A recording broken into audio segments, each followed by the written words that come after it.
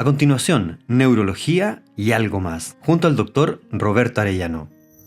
¿Cómo están? Bienvenidos a un capítulo más de Neurología y algo más. Hoy día nos acompaña el doctor Patricio Fuentes. Él es académico de la Universidad de Chile, es neurólogo del Hospital Salvador y también del Hospital Clínico de la Universidad de Chile. Y ha trabajado por más de 25 años en el tema de las demencias.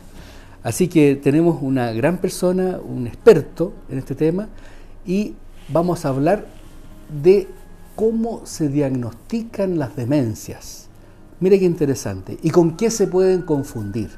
Así que no se pierdan este capítulo. Bienvenido, Patricio, nuevamente. Muchas gracias, Roberto, por esta invitación. Aquí hemos hablado de varios temas en los capítulos anteriores. También ha estado el doctor Patricio Fuentes diciéndonos diferentes aspectos respecto a la demencia. Y hoy día te quiero preguntar algo que a mí me pasa más o menos corrientemente en la consulta. Y es que llega una paciente joven y me dice, doctor, quiero saber si tengo Alzheimer o no. Así directamente. Y yo le digo, pero ¿por qué? Y ya empezamos a conversar. No, es que yo leí en internet que hay un método que dice que 100% puedo saber yo si voy a tener Alzheimer o no. Así que parto al tiro con esa pregunta para ti. Bueno, a ver, con respecto a la enfermedad de Alzheimer, desgraciadamente es posible que una persona joven tenga la enfermedad. Hay formas que son muy minoritarias desde el punto de vista de los números, que se llaman autosómicas dominantes, y hay personas que tienen, ¿no es cierto?, una herencia genética importante y pueden desarrollar la enfermedad más temprano.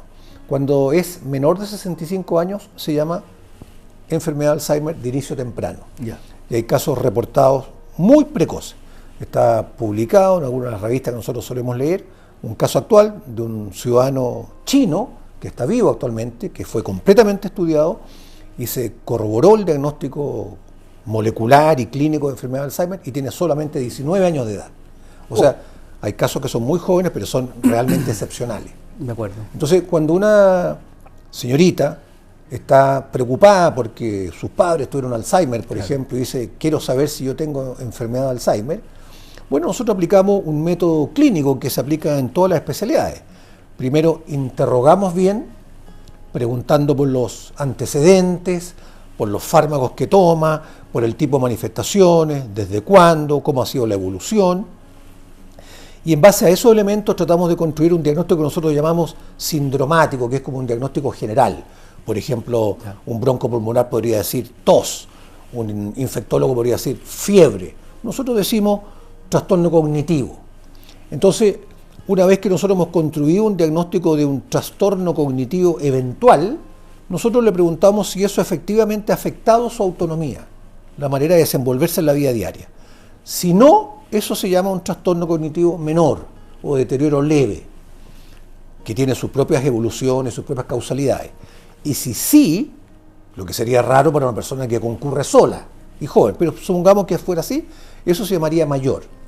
Una vez que tenemos construido ese diagnóstico general, sindromático, nosotros tenemos que ir a buscar la causa del problema. Porque causas de demencia o deterioro cognitivo, trastorno neurocognitivo, hay más de 100.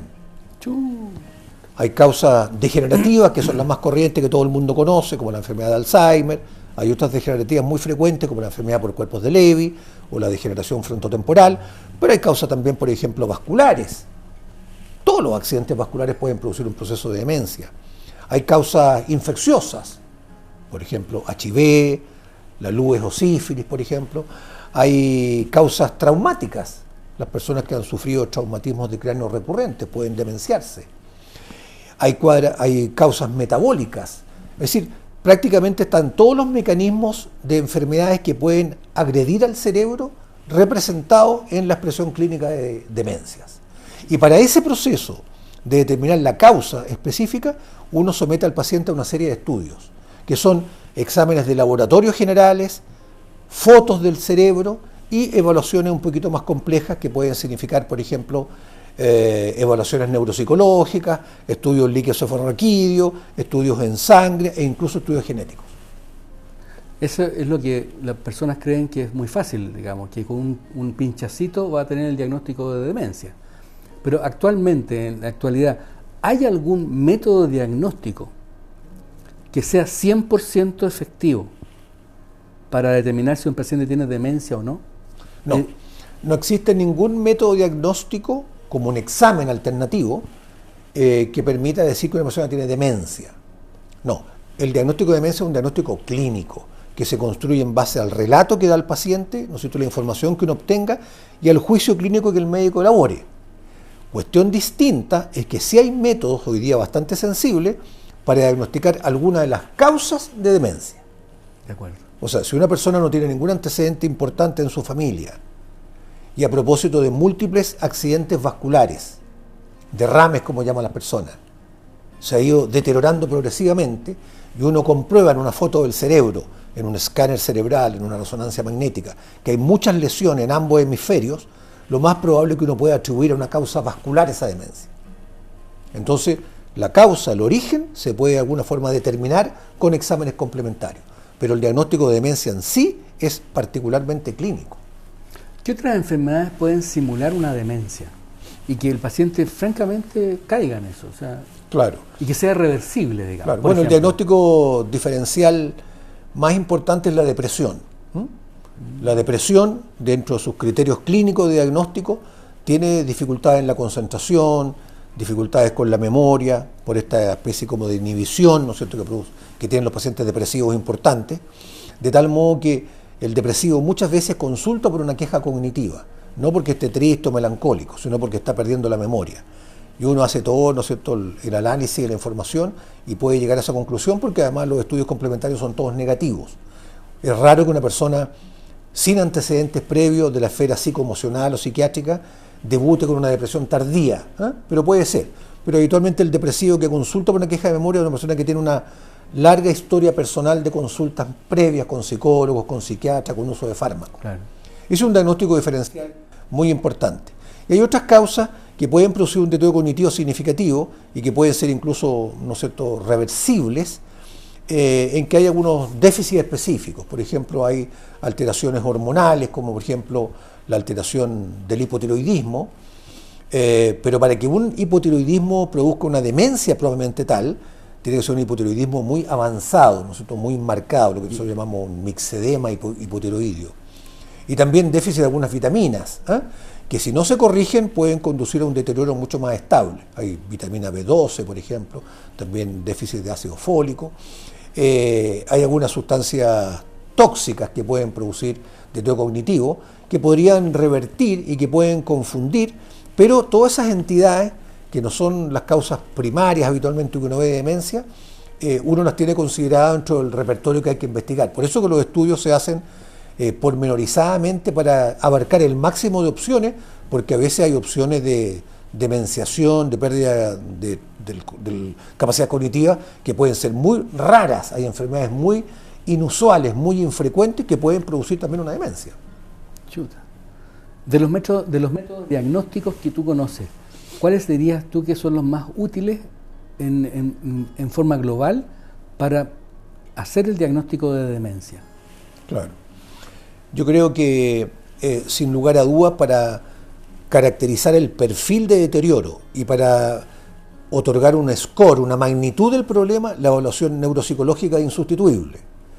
La evaluación de todas las capacidades cognitivas. Perdón, ¿qué es una evaluación neuropsicológica? Claro, es la aplicación de una serie de test, baterías, instrumentos que hace un psicólogo o psicóloga entrenada, especializada en neuropsicología, que permite explorar muy agudamente, muy pormenorizadamente, todas las capacidades de la persona, porque el cerebro tiene un montón de dimensiones, tiene un montón de dominios. ¿Ya? Entonces, en ese análisis, que puede demorar varias horas e incluso días, existe ahí, ¿no es cierto?, la posibilidad de llegar a una especie como de perfil de declinación, donde uno se puede orientar finalmente por la causa. Si fundamentalmente el problema es, y esencialmente de memoria, eso es muy sugerente a una enfermedad de Alzheimer. Pero si en cambio las funciones más bien frontales, ejecutivas, son las que están perturbadas, eso puede corresponder a una degeneración frontotemporal o a un cuadro, ¿no es cierto?, más bien vascular por las desconexiones que se producen. Entonces, como herramienta alternativa usual, yo diría que es muy sensible la evaluación neuropsicológica. Ahora, para ponerle apellido a este proceso demencial, bueno, las neuroimágenes son fundamentales. Una resonancia magnética completamente normal, bueno, inmediatamente excluye cualquier causa estructural, obviamente esa persona no tiene lesiones vasculares, no tiene un tumor cerebral, Claro. no tiene una hidrocefalia, no tiene un hematoma subdural. Muchas causas visibles, orgánicas, que se pueden excluir, pero no excluye lo degenerativo. No llega Y lo tanto. degenerativo ya se empieza a estudiar con métodos diagnósticos que son más sofisticados y que son los que han irrumpido en el último tiempo. ¿Qué métodos actualmente es el más importante? Bueno, ¿Y qué es un solicita? poco diferente en medio con los países del primer mundo, ¿eh? Tenemos una brecha No nosotros. importa, háblanos del primer mundo. Claro. Bueno, las neuroimágenes hoy día, por ejemplo, en PET son insustituibles. Hoy día, para hacer un diagnóstico molecular con una especie de autopsia in vivo, uno pide PET que determina la presencia de ciertas proteínas. En la enfermedad de Alzheimer, por ejemplo, hoy día está comercialmente ampliamente distribuido. Hoy día se pide PET para amiloide, porque el amiloide es parte esencial de la enfermedad de Alzheimer. ¿Y eso en Chile no tenemos eso? Tenemos 7 centros que lo hacen en Santiago y uno en Concepción. O sea, tenemos la posibilidad. Tenemos posibilidad hace harto tiempo de hacer PET amiloide y eso nos pone a la altura los centros Eso de de- primer eso, nivel. claro. Pero no tenemos todavía PET para tau, que es otra proteína que comercialmente no está como método diagnóstico en Chile, pero se está avanzando, pero lo tenemos para investigación. ¿Y qué sensibilidad? Es decir, ¿qué posibilidad de certeza tiene un PET amiloide positivo? Por decirte. Si la clínica es compatible con la clásica historia que cuenta un paciente con Alzheimer, tiene un perfil amnésico, por ejemplo, multidominio, y se excluyen otras causas, y hay una historia familiar de Alzheimer, y se hace un PET amiloides que no puede ser ninguna otra cosa, que no sea enfermedad de Alzheimer. O Si sea, el PET tiene- le sale positivo. Tiene un 100% Tiene una de... sensibilidad muy alta en el caso característico. Lo que pasa es que el PET, por ejemplo, para amiloide, también nos sirve mucho a nosotros en las formas de demencia que se llaman atípicas. Hay formas que no son clásicas, que son un poco atípicas, de inicio temprano, con clínica un poquito confusa, donde nosotros, o trastornos psiquiátricos asociados, donde pedimos un PET para amiloide, y ocurre que si el PET para amiloide sale francamente positivo para amiloide, es obvio que hay por lo menos patología molecular de Alzheimer en ese cerebro, y uno no podría excluir esa posibilidad. Ajá. Bueno, ya saben ya. Hay exámenes que pueden ser bastante certeros en pacientes que tienen síntomas, porque en un paciente que tiene síntomas pero que no son de demencia, sí, pero falla memoria, falla de orientación, Claro. pero no es una demencia. ¿Qué tan sensibles Claro, son estos lo métodos? que pasa es que ahí hay toda una discusión ética, ¿no? Por ejemplo, la Sociedad de Medicina Nuclear Americana ha dictaminado que no es correcto pedir PET para amiloide, por ejemplo, en personas que son hijos de pacientes con Alzheimer pero que no tienen clínica. Ah, ya. Si ese ejemplo que me diste tú, esta señorita joven, Claro. que dice, doctor, estoy preocupado porque mi papá y mamá tuvieron Alzheimer, pídame un método nuevo, ¿no estarías autorizado éticamente para pedirle un PET amiloide? Mira. Porque no tienes todavía una estrategia terapéutica preventiva que ofrecerle a esa señorita. O sea, sería ¿Entiendes? positivo, no habría nada que hacer Todavía no. a esa edad. Se está avanzando, se está desarrollando, pero todavía no tenemos una vacuna que de alguna forma bloquee absolutamente la posibilidad de la enfermedad en el futuro. Entonces esa niña va a hipotecar, ¿no es cierto?, el resto de Su su vida futuro. sufriendo, porque además nosotros no tenemos con los métodos diagnósticos la capacidad de decir hoy día en tal tiempo Claro. se va a desarrollar la enfermedad. Exacto. Porque eso es una cosa muy importante. No todo el mundo que tiene las lesiones típicas de las enfermedades desarrollan en vida la enfermedad. Porque ahí están los mecanismos compensatorios que tiene el cerebro. Lo llama reserva cerebral y reserva cognitiva.